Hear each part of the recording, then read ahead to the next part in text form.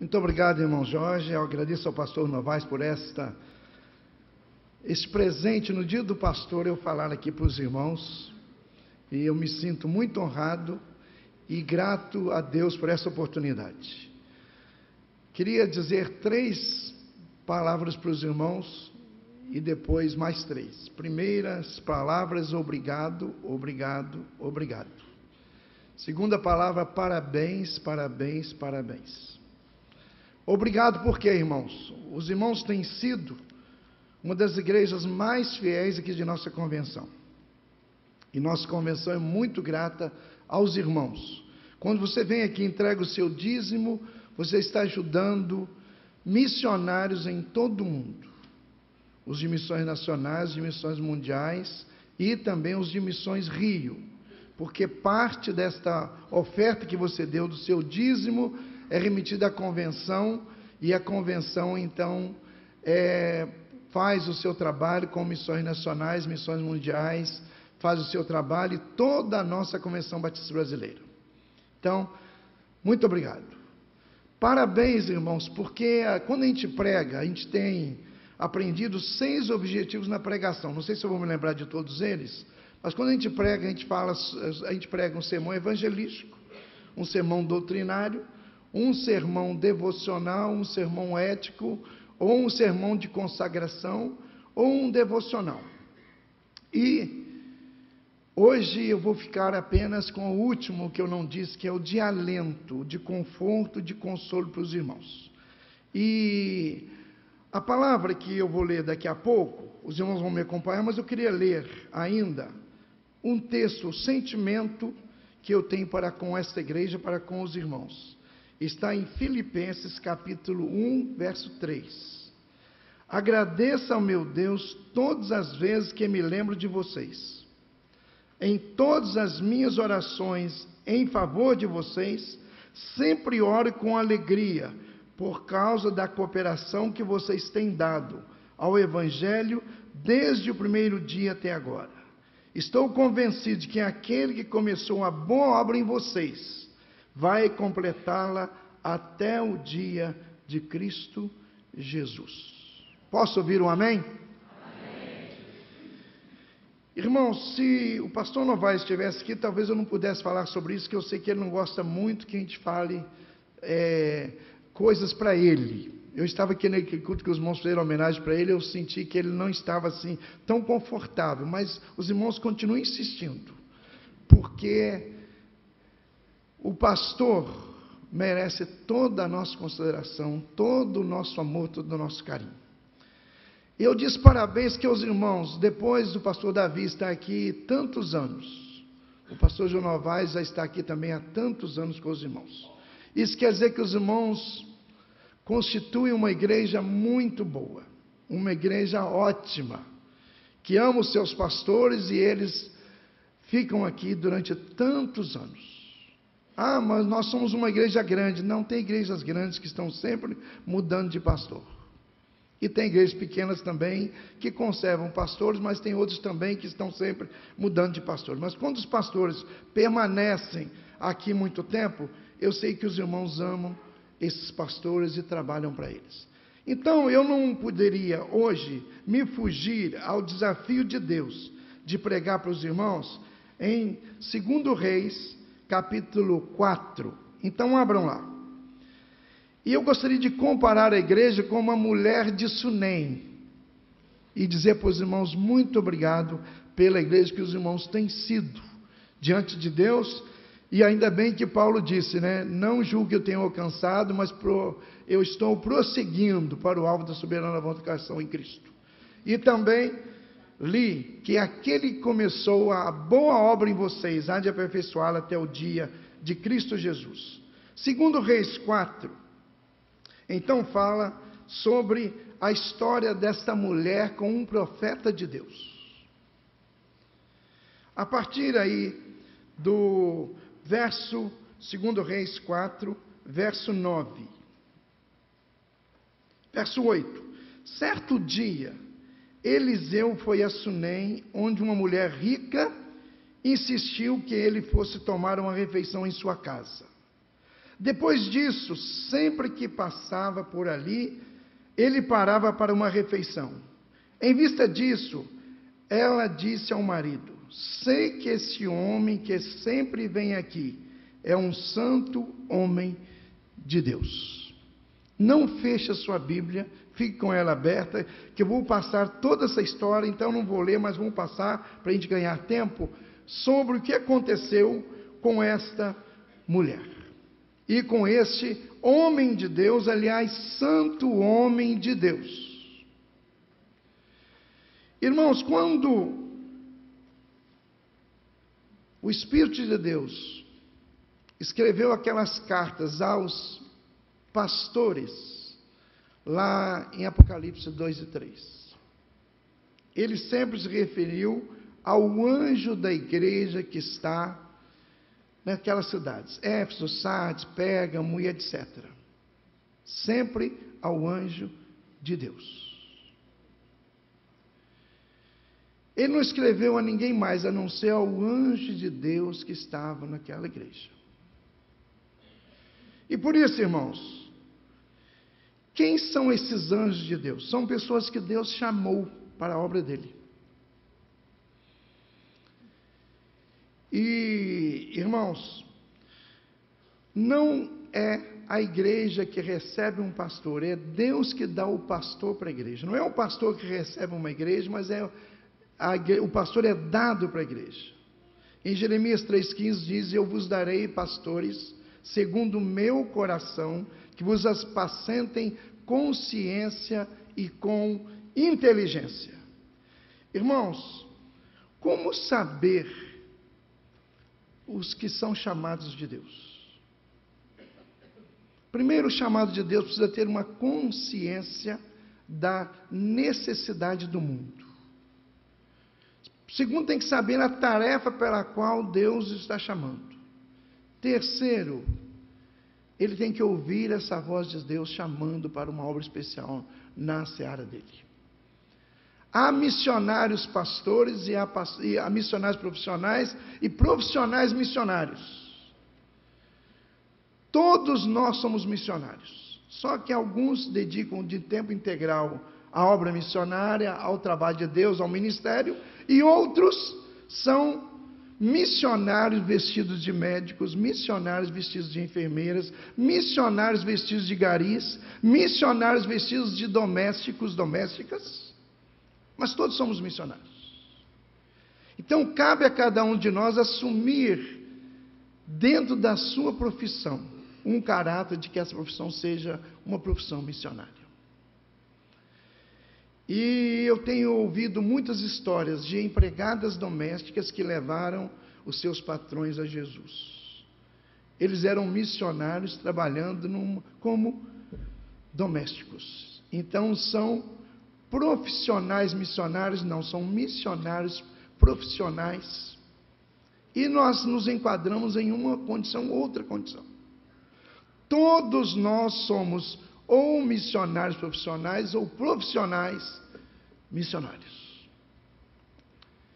Então, aquele que Deus tem um propósito especial tem que sentir essa certeza. E em último lugar, a igreja precisa dar uma carimbada.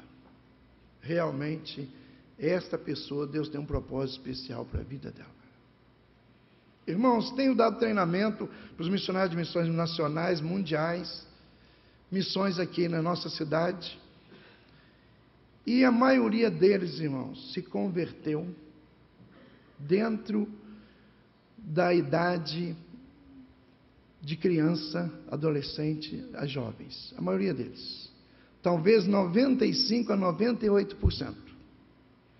Então, os próximos pastores, os próximos missionários, na grande maioria já estão dentro das nossas casas. Deus já tem um pastor lá dentro da sua casa. Deus já tem um missionário lá dentro da sua casa. E eles não virão, muitos deles não virão de fora dos lares dos crentes. Por quê?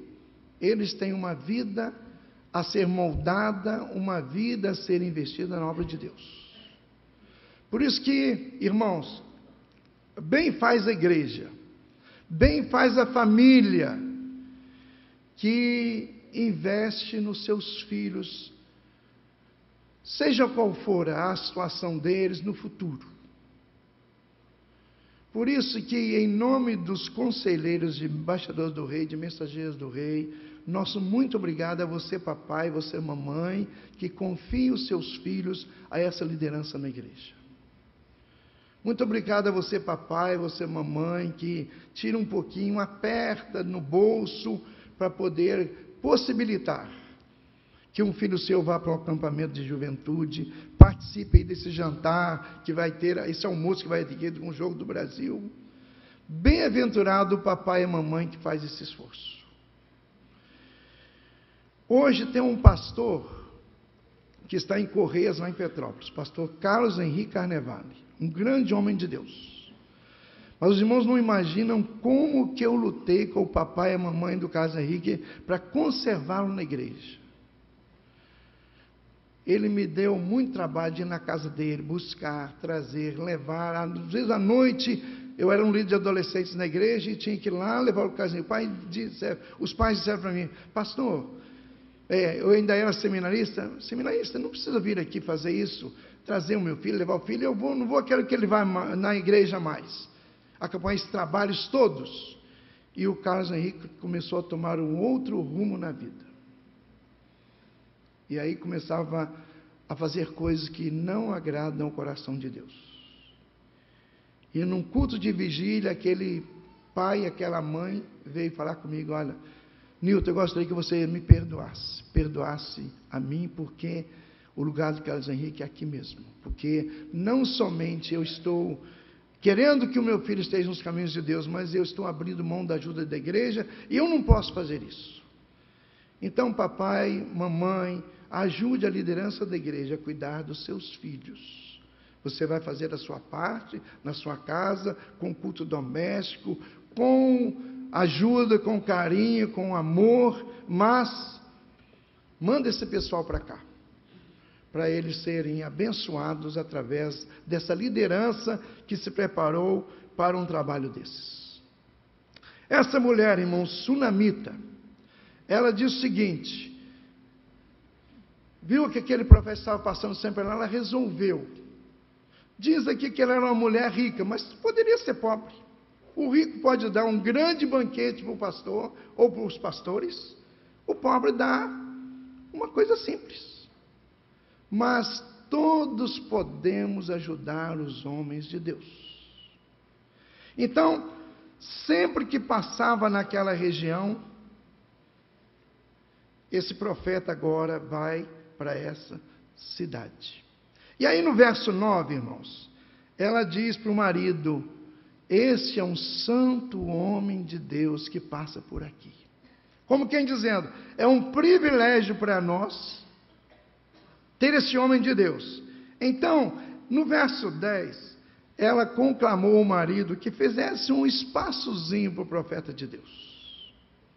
Irmãos, não era alguma coisa muito simples, não. Ela chamou um pedreiro. Diz o verso 10, vamos construir lá em cima um quartinho de tijolos e colocar nele uma cama, uma mesa, uma cadeira e uma lamparina para ele. Em outras palavras, estava dizendo, vamos dar a possibilidade ao profeta de Deus que durma, que se assente, que estude uma mesa e um candeeiro para ele estudar.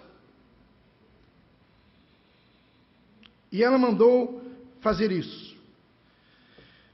Irmãos, a bênção dessa mulher é fazer da casa dela um lar acolhedor para este profeta de Deus.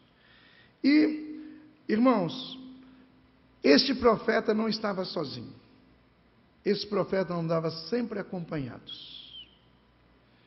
E o Mateus disse, o pastor Mateus me disse hoje, olha, eu trouxe hoje o pastor Cláudio comigo, está ali, eu sempre estou com alguém comigo.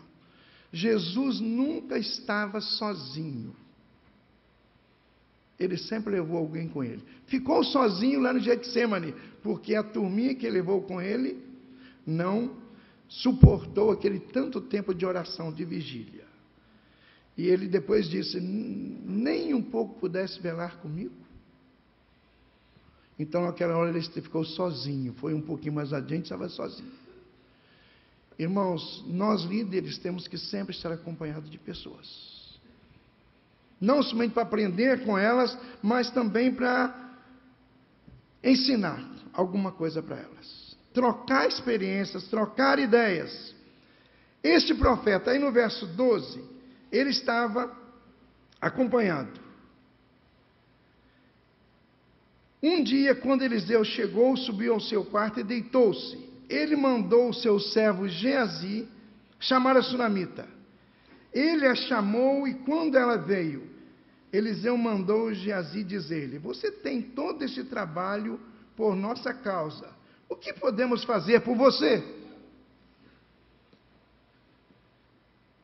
Um ditado diz que sempre ficam de mãos perfumadas aqueles que oferecem rosas. O Eliseu recebeu tanto dessa família, tanto desta mulher, que ele agora queria descobrir onde ele podia também abençoar essa mulher. E o Geazi estava bem ligado. Ele disse o seguinte: essa mulher não tem filhos. Ela e o marido vivem. Quem sabe a gente poderia conseguir um filho para ela, ou possibilitar que ela tivesse um filho. E aí, irmãos, no verso, diz depois o seguinte: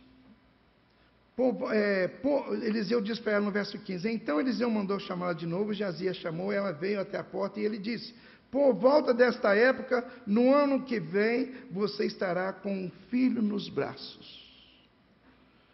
Irmãos, dá para a gente ficar arrepiado, não é? A gente ainda tem uma pequena fé, ainda tem pouca fé. Qual de nós poderia chamar alguém e dizer: olha, você vai fazer isso, vai acontecer isso na sua vida daqui a um ano? E o profeta teve a coragem, a fé de dizer, também é um santo homem de Deus. E ela disse com alegria e recebeu aquele resultado. Irmãos, o verso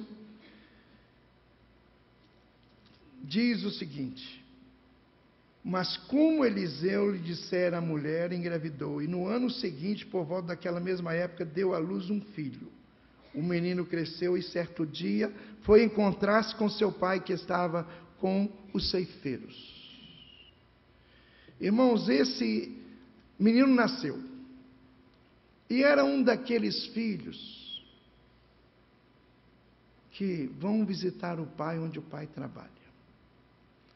Os jovens aqui já visitaram o seu pai onde o seu pai trabalha? Você já visitou o lugar onde a sua mãe trabalha? Onde a sua mãe ganha o pão de cada dia? Onde o papai consegue o sustento para você?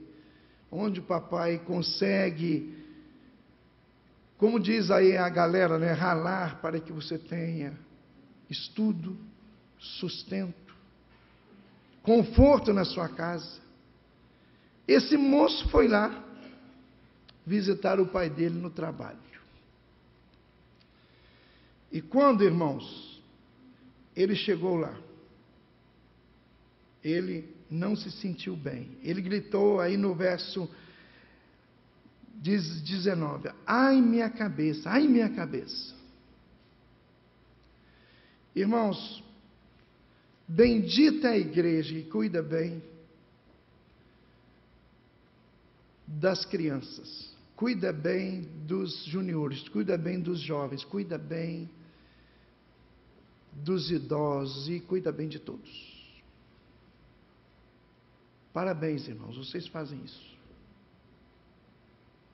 Bendita a igreja que cuida bem dos vocacionados. E daqui tem saído grandes homens de Deus.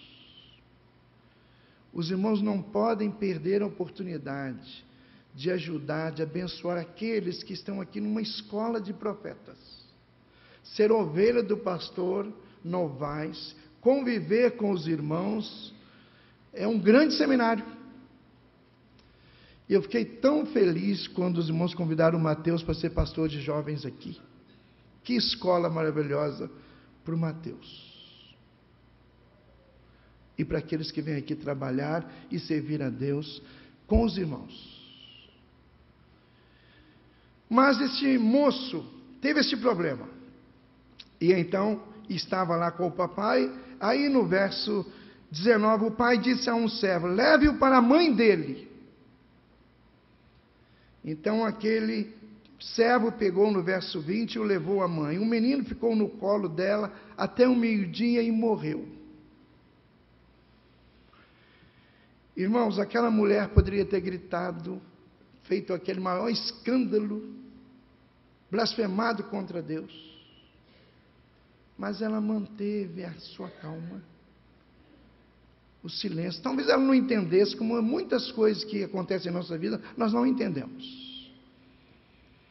Minha esposa gosta de dizer que o filho da oração não se perde. Então, se você, mamãe, papai, tem alguns filhos fora da igreja, não desista de orar por eles. O filho da oração não se perde. Essa mulher com certeza ficou triste, e ela foi agora, ela chamou o marido e disse: preciso de um servo de uma jumenta para falar com o homem de Deus, vou e volto logo. Essa mulher já tinha fé no seu coração. Ela devia estar pensando: olha, o mesmo que me deu essa criança, o mesmo que me deu essa preciosidade, e agora tira, vai devolver. Aquela convicção que levou Abraão a dizer para o seu filho Isaque: nós iremos adorar e tornaremos. Ele não disse: nós vamos adorar e depois eu vou voltar sozinho. Abraão disse: nós vamos adorar e nós vamos voltar. E disse para Isaque, já antevendo a soberania de Deus, o poder de Deus na vida daquele filho. E essa mulher, na vida do seu filho. Irmãos, às vezes nós queremos milagres e nos desviamos dos processos. Todo milagre tem o seu processo. Alguns estudantes querem um milagre, tirar 10 numa prova. Tirar 10 numa prova tem um processo. E alguns não estudam e a gente fala: você não vai estudar? Não, estou orando. E Deus vai me abençoar. Ele está fugindo do processo, que a bênção de Deus vem num processo. Aquela mulher considerou aquele profeta, construiu para ele um lugar. Agora o profeta oferece um filho, o filho morre. Ela devia estar muito confusa, mas ela se dispôs, falou com o marido: eu vou atrás desse homem. E a Bíblia não registra que ela ficou triste. Ela então pediu apenas: marido, me dê um cavalo, um jumento, e eu já vou. E o marido disse no verso 23, ele perguntou: mas por que hoje? Não é lua nova, nem sábado. Será que Deus tem algum dia especial para abençoar? Precisa de lua nova, de sábado? Ela respondeu: não se preocupe. Irmãos, a gente fica muito preocupado. Tem alguns que vêm para lá comigo e estão muito preocupados. Eu digo para eles assim: olha, tire o pré e ocupe-se. Está preocupado porque não tem um emprego? Ocupe-se em correr atrás do emprego. Não fique somente preocupado. Ocupe-se com a causa da sua preocupação. E essa mulher fez isso mesmo. Ela se preocupou com a causa da sua preocupação. E diz o texto, irmãos, o marido diz: não se preocupe. Ela mandou selar a jumenta e disse ao servo: vamos rápido, só pare quando eu mandar. Assim ela partiu para encontrar-se com o homem de Deus no Monte Carmelo. Irmãos, o profeta de Deus não estava disponível, ele estava ausente. Pastor Novaes também está ausente hoje. Os grandes milagres que Jesus fez não foi quando ele estava presente, ele estava ausente. Lembra quando morreu a filha de Jairo? Lembra quando morreu o filho da viúva de Naim? E o Lázaro? 4 dias. Aliás, irmãos, que processo, hein? Jesus visitou Betânia, conheceu aquela família, a Marta e Maria, hospedou naquela casa, foi bem recebido. E depois ele recebe a notícia de que Lázaro tinha morrido. Se fosse em nossos dias, ele pegaria logo um jato, alugaria algum para ir lá. Mas ele não pôde. 4 dias depois ele chegou. E o processo continua. E elas estão orando, estão esperando. E Jesus vai chegar. E ele chegou. E quando ele chega, as meninas dizem para ele: ó, se o senhor estivesse aqui, o meu irmão não teria morrido. E ele disse: quem crê em mim, ainda que esteja morto, viverá. E quem vive e crê em mim, nunca morrerá. E elas, então, disseram: não, eu sei que vamos ressuscitar no último dia. E Jesus deve ter pensado: não entenderam. Mas ele perguntou: onde vocês puseram Lázaro? E elas o levaram lá. Processo. E chegou lá. Jesus então pediu para tirar a pedra. Ainda estava no processo. Até que ele fez o milagre: Lázaro, sai para fora. E aí estava realizado o milagre depois de um longo processo. Irmãos, a nossa vida é um processo. O futuro é a colheita do nosso presente, então vai ser o futuro. Se nós vivemos o presente da melhor maneira possível, o nosso futuro vai ser o melhor possível.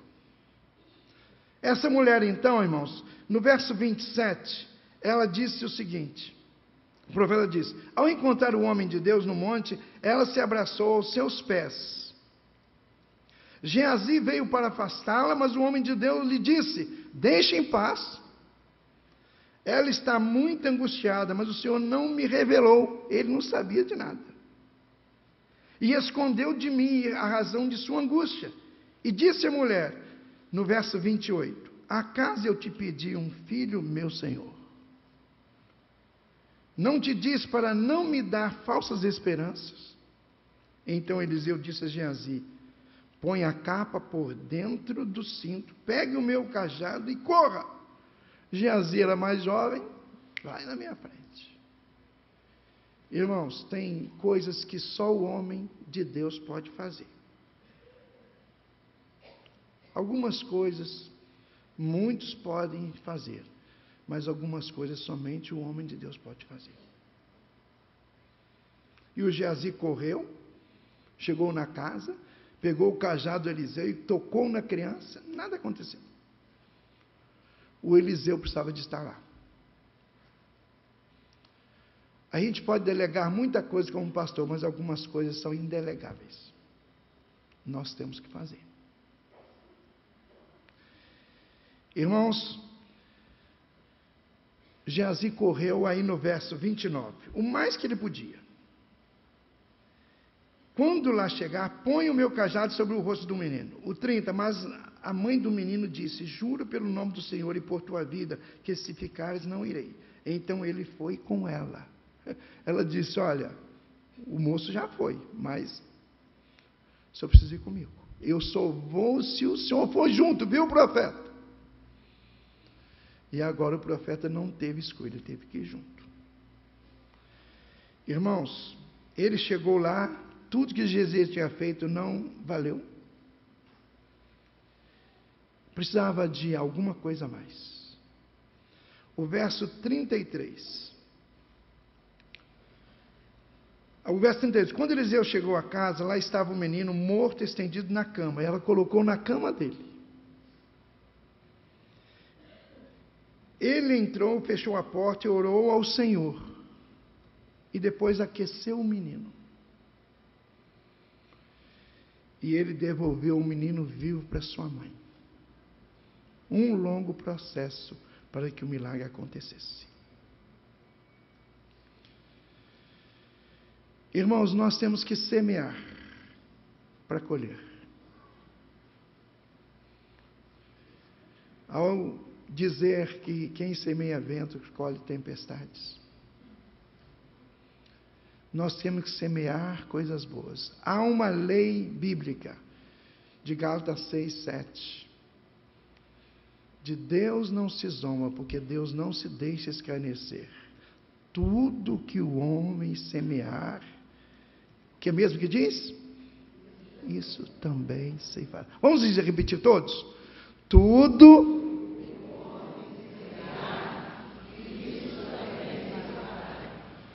Irmãos, essa mulher cuidou daquele homem de Deus. Parabéns, IBBT. Vocês estão cuidando bem dos seus pastores. Parabéns.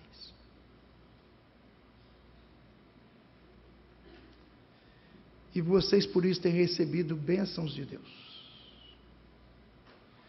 E quando vocês contribuem para missões, vocês estão ajudando homens de Deus que não estão aqui com vocês, missionários que estão aí pelo mundo, pregando a palavra de Deus. E quando alguém aqui no Rio está no cemitério, ajudando os enlutados, ou lá no Degás, ajudando os menores infratores, você está lá através deles. A gente não sabe, nem você sabe, mas o Papai do Céu sabe. E eis que cedo veio, o meu galardão está comigo para dar a cada um segundo as suas obras. Por isso que Hebreus 13, 17, aqueles irmãos 7, 17, a Bíblia nos adverte que a gente deve obedecer os nossos pastores. E fazer com que a obra dele seja uma obra de alegria. Porque se o pastor fizer uma obra triste, isso não vai ser útil para ele. Agora, como um papai alegre, uma mãe alegre, o filho é que o abençoado, na igreja é a mesma coisa. Uma igreja alegre, um pastor alegre, ambos são abençoados. Ore pelos pastores. Hoje, irmãos, o pastor Novaes precisa muito das nossas orações. Eu imagino que seja fazer casamento de uma filha. Não é fácil. Orem pelo pastor Novaes. Ore para que Deus o abençoe e que ele possa ser revestido do poder de Deus de tal maneira que seja uma experiência inesquecível na vida dele. Não somente no sentido de amor, de coração de pai, mas no sentido também espiritual. Porque vocês todos são filhos do pastor Novaes. Ele os trata como filhos. Mas aquela veio do sangue dele. E além de ser também uma filha no espírito. Irmãos, Deus recompensa aquilo que a gente faz. 2 Crônicas 15, 7 diz: esforçai-vos e não desfaleçam as vossas mãos, porque a obra que vocês fazem tem uma recompensa. A obra que você fizer para Deus, para os homens de Deus, Deus não vai se esquecer delas. E por isso que nós, pastores, dizemos, irmãos, com muita responsabilidade, como Paulo disse: em nada tenho minha vida como preciosa, senão que cumpra com alegria a minha carreira e o ministério que recebi do Senhor Jesus para dar testemunho do Evangelho da graça de Deus. Irmãos, continuem assim, abençoando aqueles que estão entre vocês, ministrando entre vocês, para que eles possam com alegria continuar fazendo a obra de Deus. Isso vai ser útil para vida deles, para a família deles e, sobretudo, para os irmãos também. E Deus vai ser glorificado com esta ação que os irmãos vão fazer. Por isso que nós podemos cantar: vivo feliz, ou que segurança sou de Jesus. Canta minha alma, canta ao Senhor. Esta manhã, Igreja Batista Barão do Taquara, cante com a sua alma ao Senhor. Renda a Deus louvor, porque Ele nos restaurou, porque Ele nos tem dado a alegria de servi-lo, a alegria de servir aqueles que estão servindo, e que você continue sendo uma bênção nas mãos de Deus, minha querida, amada, preciosa Igreja Batista Barão da Taquara. Deus os abençoe. Posso ouvir um amém? Amém. Vamos cantar.